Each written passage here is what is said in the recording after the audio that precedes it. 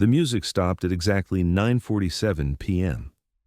For 25 years, Marcus Romano had been the most requested wedding DJ in the city. Couples loved his playlist, families trusted his professionalism, and guests always danced until midnight. But when five armed men stormed the Riverside Banquet Hall during Sarah and David's reception, everyone discovered that Marcus wasn't just spinning records. He was a retired Delta Force operator who had spent 20 years eliminating threats in the world's most dangerous places. Welcome to Faces Behind Stories. Before we continue this powerful story of hidden identity, split-second decisions, and a celebration that became a battlefield, tell me in the comments which city you're watching from today. And if you believe stories like this deserve to be heard, hit that subscribe button and help us honor those who protect us when we least expect it. Riverside Banquet Hall glittered like a fairy tale that Saturday evening. Crystal chandeliers cast warm light over round tables draped in ivory linens, centerpieces of white roses, and baby's breath created an atmosphere of elegant romance. And 200 guests celebrated the union of Sarah Chen and David Martinez with the kind of joy that made everyone believe in happy endings. Marcus Romano surveyed the scene from his DJ booth in the corner, a slight smile on his weathered face. At 58 years old, he'd orchestrated thousands of celebrations, but he never tired of watching love win. His setup was immaculate: professional sound system, wireless microphones, and a music library that could satisfy everyone from 8-year-olds requesting Disney songs to grandparents wanting Glenn Miller. "Ladies and gentlemen," Marcus announced in his warm, practiced voice, "it's time for the father-daughter dance. Mr. Chen, please join your beautiful daughter on the dance floor." The crowd gathered around as Sarah's father led her through a tender dance to Butterfly Kisses. Marcus watched from behind his turntables, but his eyes weren't just following the emotional moment. They were conducting the same environmental scan he'd performed in 100 foreign countries where being unaware meant being dead. Exit points, main entrance, kitchen service door, emergency exit near the stage, potential cover, support pillars, overturned tables, the bar structure. Sight lines, clear view of all approaches from his elevated position. Guest demographics, mostly civilians, probably 2 off-duty cops based on their bearing, 1 possible military veteran at table 12. Marcus caught himself and smiled ruefully. 20 years of retirement, and he still couldn't watch a room without tactical assessment. Old habits from a life that seemed like it belonged to someone else. Master Sergeant Marcus Romano had served with Delta Force from 1978 to 1998, specializing in close-quarters combat and hostage rescue. He had operated in places that didn't officially exist, conducting missions that were never reported, protecting American interests in ways the public would never know. When he retired, he'd deliberately chosen the opposite life, bringing joy instead of delivering death, creating memories instead of ending threats. The father-daughter dance ended to enthusiastic applause. Marcus smoothly transitioned into September by Earth, Wind, and Fire, and the dance floor filled with celebrating guests. Everything was perfect, but Marcus's peripheral vision caught something that didn't belong. 3 black SUVs had pulled up to the banquet hall's front entrance. Marcus noticed them through the large windows that offered a view of the parking lot. The vehicles were positioned tactically, blocking the main exit, creating overlapping fields of fire, establishing dominance over the space. Marcus continued his DJ duties, announcing the next song and encouraging guests to keep dancing, but his awareness had shifted into a mode he hadn't accessed in 2 decades. The vehicles sat with engines running, tinted windows preventing visual confirmation of occupants, and positioning that suggested professional planning rather than random crime. Through his headphones, Marcus heard the opening notes of "My Girl" beginning to play, but his attention was focused on the banquet hall's main entrance. 5 men entered together, moving with the kind of coordination that only came from training and practice.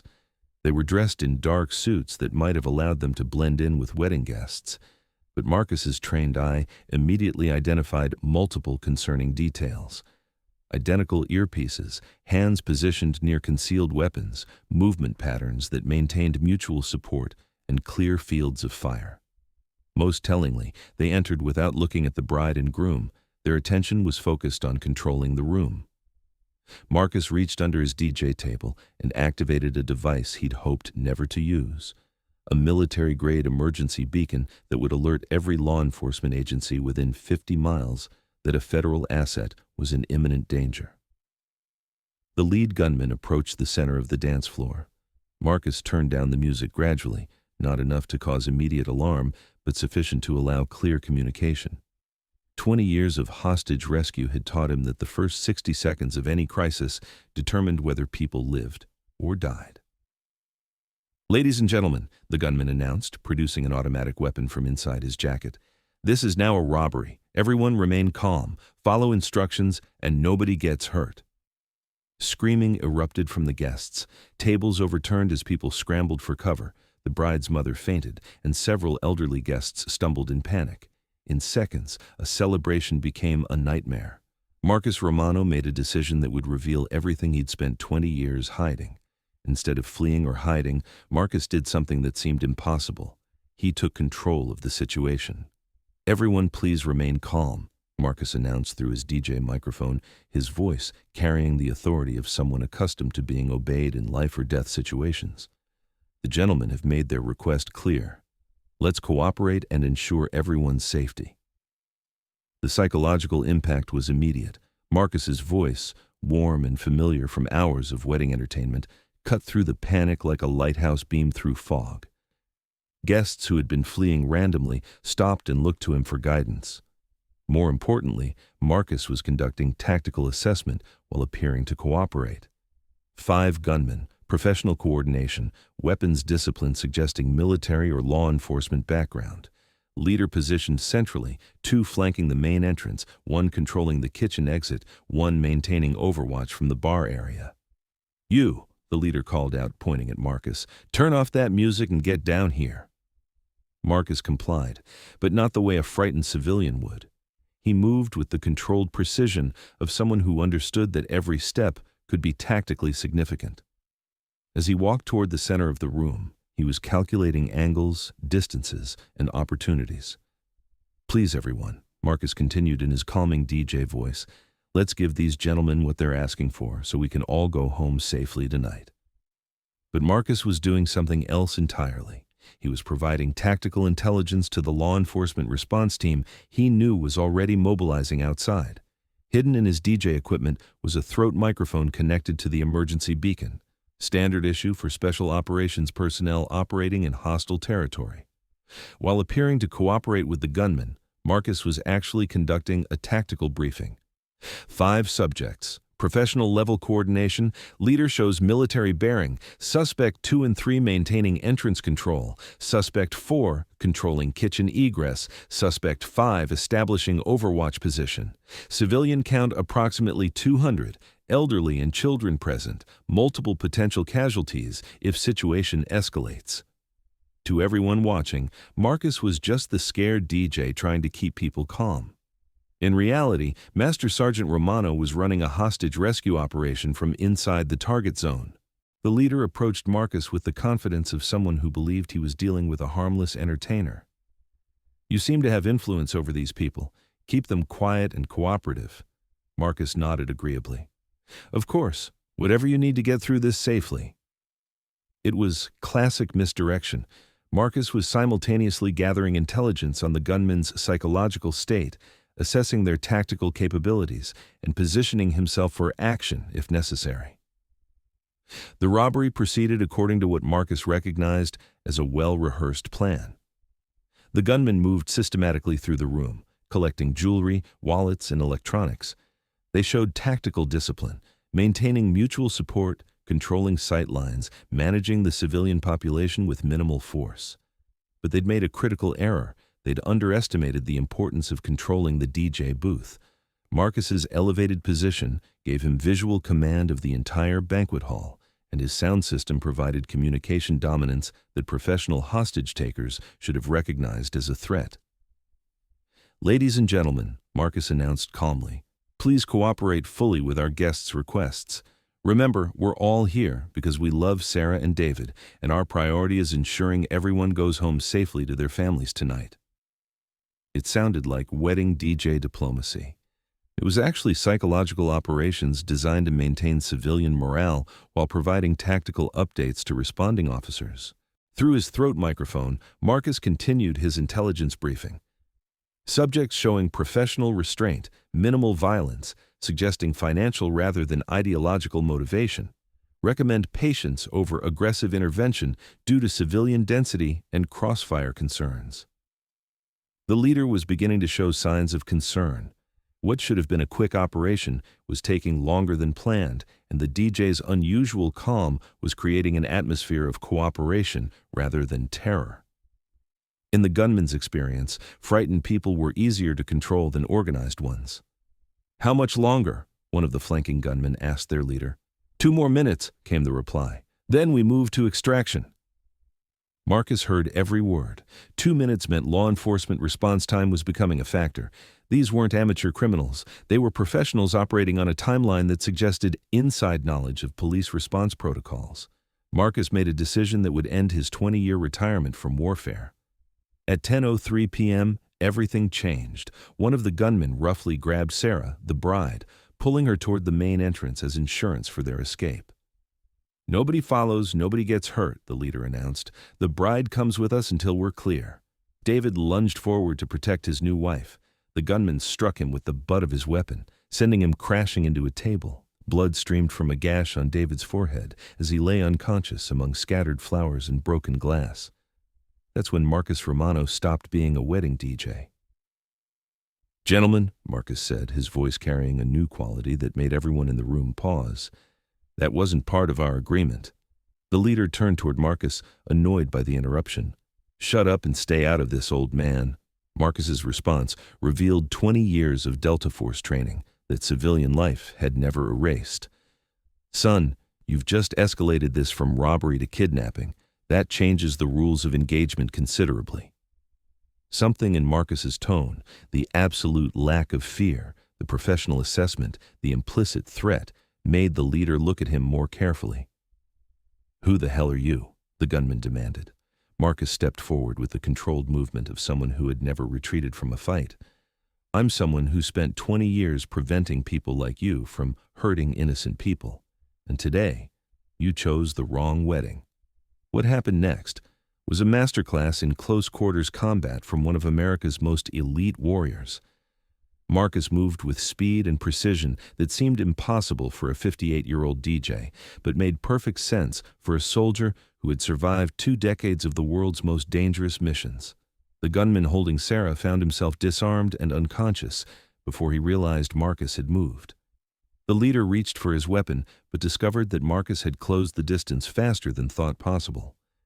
In 15 seconds, 2 of the 5 gunmen were neutralized with techniques that left them alive but completely incapacitated. The remaining 3 gunmen found themselves facing someone who understood their tactics better than they did, who moved with professional efficiency they couldn't match, and who protected the innocent with a skill level that belonged in Special Operations legend. When the SWAT team breached the banquet hall at 10:07 p.m., they found a scene unlike anything in their tactical manual. 5 professional gunmen were zip-tied and unconscious, 200 wedding guests were safe and organized, and a man in a DJ's shirt was calmly checking on the injured groom while maintaining visual security over the neutralized threats. SWAT team leader Captain Rodriguez approached Marcus cautiously. "Sir, I'm told you're former military." Marcus looked up from David, who was conscious and holding Sarah's hand. "Master Sergeant Marcus Romano, Delta Force, retired 1998. Today I was just the wedding DJ." Captain Rodriguez had read about operators like Marcus in classified briefings, legends who disappeared into civilian life but never really stopped being soldiers. "Sergeant, that was exceptional work." Marcus smiled and adjusted his DJ headset. "Captain, today was supposed to be about love, not warfare. I'm just glad everyone gets to go home to their families." The investigation revealed that the 5 gunmen were part of a sophisticated robbery ring that had successfully targeted 12 similar high-end events across 3 states. Their downfall came from choosing a wedding reception where the entertainment happened to be one of America's most elite warriors. The bride and groom insisted that Marcus stay for the rest of the reception. After giving his statement to authorities, Marcus returned to his DJ booth, checked his equipment, and made an announcement that brought down the house. Ladies and gentlemen, Sarah and David have requested that we continue this celebration. After all, nothing, and I mean nothing, is going to stop love from winning tonight. The reception continued until 2 a.m. Guests danced with a different kind of energy, the celebration of people who had survived something terrible together and chosen joy over fear. Marcus played every requested song, announced the bouquet toss, and made sure the newlyweds had their perfect ending. Word spread quickly through the wedding industry about what had happened at Riverside Banquet Hall. Marcus Romano's calendar filled with bookings from couples who wanted their celebration protected by someone they now knew would literally fight for their happiness. But Marcus never changed his approach. He still arrived early, set up his equipment with professional care, and focused on creating magical moments for people in love. The only difference was a small addition to his standard contract. Entertainment services include basic security consultation at no additional charge. More importantly, Marcus's story became a teaching example in special operations training. It demonstrated how elite skills could lay dormant for decades but activate instantly when innocent people needed protection. Parents at the wedding later told their children about the night they witnessed something extraordinary. A quiet professional who had served his country in ways they would never fully understand, who had chosen a second career bringing joy to others, and who proved that the most dangerous people are often hiding in the most peaceful places. Marcus understood something that most people never realize. The best warriors are those who fight only when they must, who prefer creating happiness to destroying enemies, and who understand that protecting love is the highest form of service. Marcus Romano continued his wedding DJ career for 5 more years before finally retiring at 63. During that time, he became something of a legend in the wedding industry, not just for what happened that night, but for the way he approached every celebration as if it might be the most important day in someone's life. The Riverside Banquet Hall installed a small plaque near the stage, in appreciation of those who serve in every capacity. Marcus never acknowledged it directly, but he'd nod approvingly when couples asked about it during their planning meetings. Years later, Sarah and David would tell their children about their wedding night, not the terror of the robbery, but the calm voice of their DJ telling everyone that love would win.